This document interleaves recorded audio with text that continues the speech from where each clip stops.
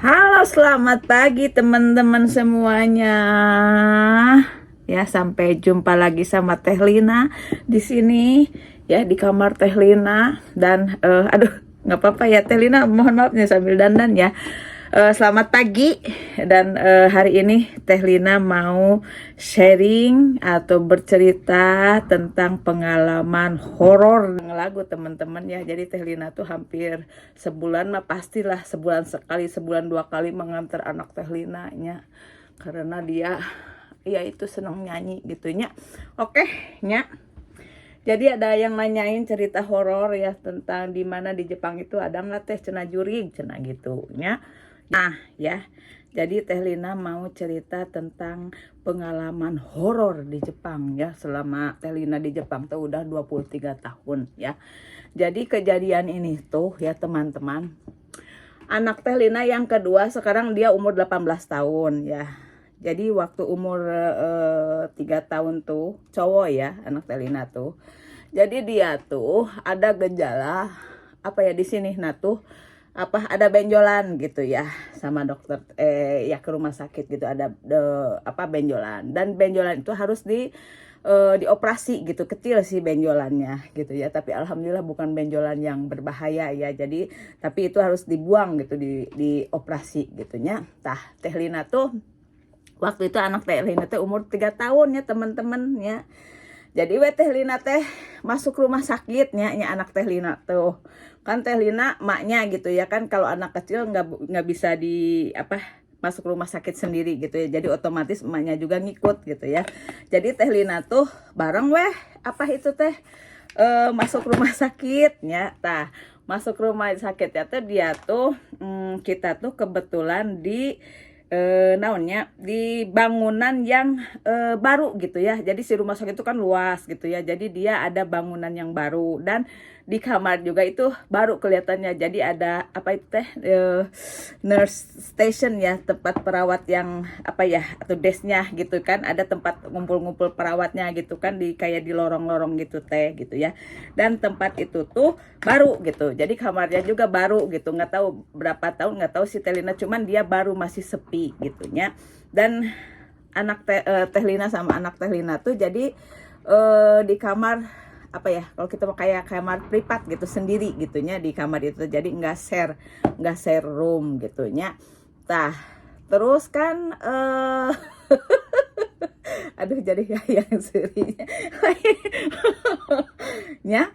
Terus kan ya biasa gitunya, kalau menurut Telina sih kalau rumah sakit Jepang mah ya enggak apa ya nuansanya gitu enggak menakutkan gitu ya, kayak bersih terus terang-terang gitu ya. Kalau di Indonesia mah kayak rumah sakit elit ya, kalau di Jepang tuh itu masuknya rumah sakit biasa aja gitu. Maksudnya mohon maaf ya, bukan membandingkan enggak Telina, cuman itu di Jepang tuh jadi rumah sakit yang biasa pun dia memang bangunannya tuh megah-megah sama fasilitasnya oke banget gitu loh gitu ya.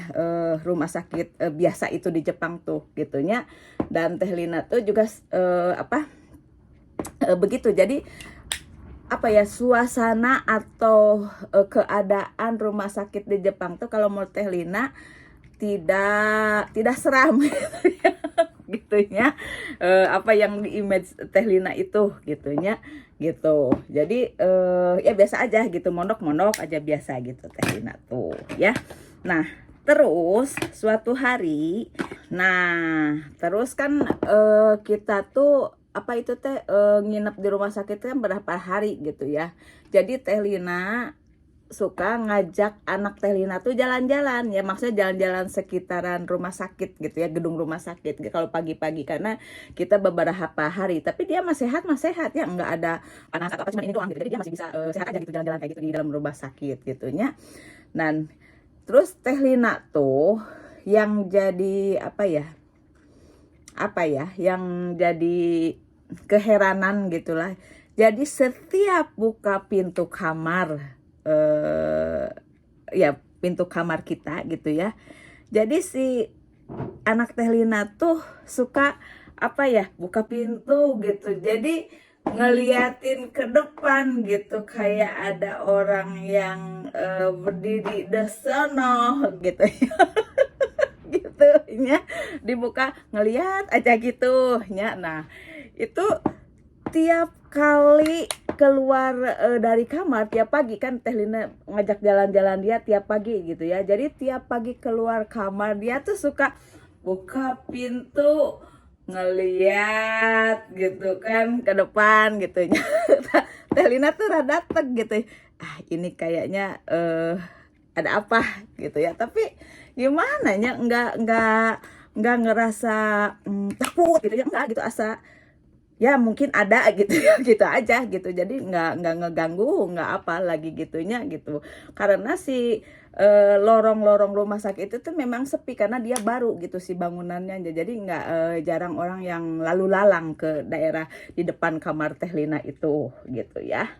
Dan yang paling, nah terus kalau malam dia apa ya, biasa aja gitu, nggak ada yang aneh-aneh gitunya, apa, jadi nggak ada hal-hal yang gimana gitu, kutrak ketruk gitu, kumaha gitu, nggak ada ya gitu, biasa aja gitu. Dan Teh Lina juga mungkin ya biasa aja gitu, cuman memang sepi banget gitu ya karena di baru itu, jadi nggak, jarang orang yang lalu lalang. Dan Teh Lina nggak tahu tuh di pinggir-pinggir Teh Lina itu apa ada pengisinya atau tidak, maksudnya pasien yang lain atau tidak ya, karena setiap jalan kaki itu setiap keluar dari kamar itu jarang ketemu pasien yang lain di gedung itu gitunya. Nah terus yang terakhir ya Teh Lina tuh, yang terakhir yang paling apa, yang paling memastikan kalau di depan kamar Teh Lina itu ada seseorang gitu ya. Jadi suatu pagi seperti biasa kita jalan pagi ya sama anak Teh Lina, kan buka pintu seret gitunya, buka pintu. Terus si anak Teh Lina teh ya biasa biasa ngeliatin yang ke depannya gitu, kayak ada seseorang gitu, tapi nggak ada siapa-siapa tentunya gitu ya. Terus jalan we Teh Lina tuh kan, dari sono teh jalan aja ya di lorong gitu teh. Terus anak Teh Lina tuh ngeliat ke belakang ya temen-temen. Dan ini yang paling apa ya, yang paling kentara gitu, bahwa ada sesuatu gitu ya. Dan lihat aja anak Teh Lina teh ke belakangnya, dan dia tuh terus bilang gini, bye bye.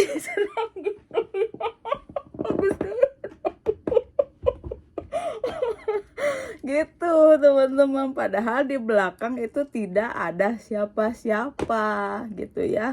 Jadi Teh Lina ada ya gitu gitu teman-teman. Itu pengalaman horor yang paling horor di Teh Lina gitu, di hidup Teh Lina selama tinggal di Jepang gitu ya. Tapi kalau Teh Lina ya apa ya percaya ada gitu ya yang begitu teh, tapi nggak begitu apa ya takut gitu ya. Karena ini memang ada gitu ya, dan percaya ada gitu. Jadi ya takut mah takut gitu, tapi ya biasa aja gitu, nggak gimana gitu. Jadi Teh Lina ya, padahal itu kan selalu di depan kamar Teh Lina kayaknya gitu teman-teman, pengalaman horor Teh Lina di Jepang. Nah gitu teman-teman ya, cerita horor Teh Lina.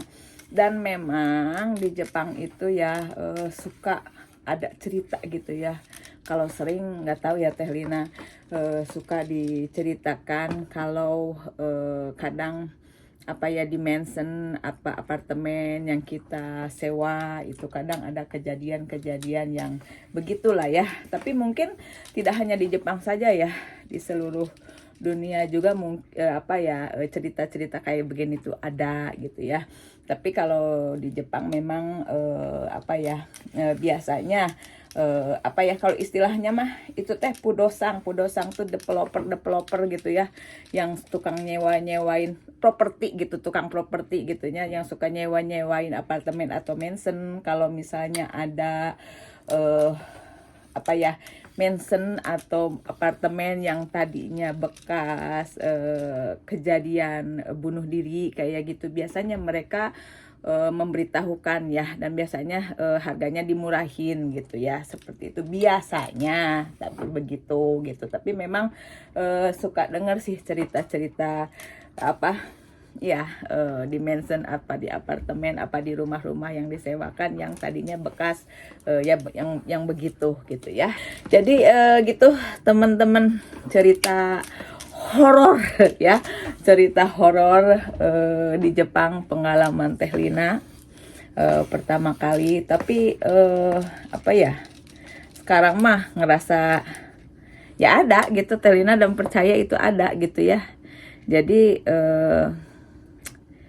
ya nggak ini sih, ya rada takut ya, tapi nggak terlalu gimana gitu ya. Jadi ya dunia Anda ya dunia Anda, dunia saya dunia saja, dunia saya, jadi kita saling menghargai saja gitu ya.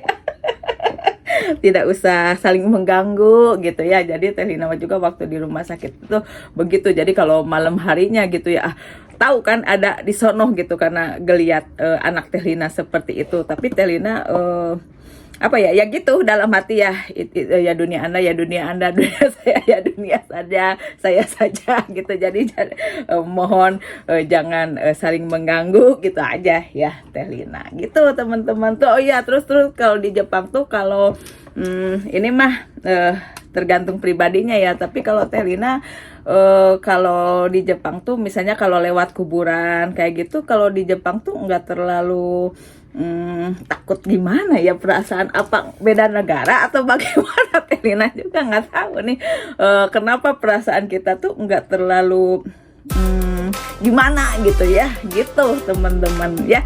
Gitu dulu dari Teh Lina cerita pengalaman horor di Jepang ya.